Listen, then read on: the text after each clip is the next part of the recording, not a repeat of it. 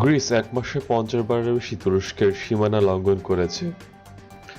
Greece গত October মাসে অন্তত 50 বার তুরস্কের আকাশ ও পানির সীমা লঙ্ঘন করেছে বলে জানিয়েছে তুরস্কের জাতীয় প্রতিরক্ষা মন্ত্রণালয়।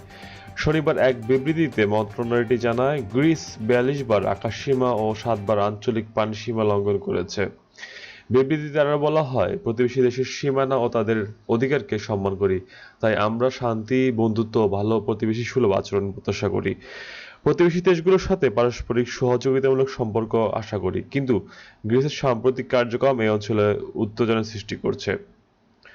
মন্ত্রণালয়টি আরও জানায়, আজিয়ান সাগরে গ্রিসের বেসামরিক দ্বীপগুলোতে 192 বার সামরিক জাহাজ চলাচল করছে।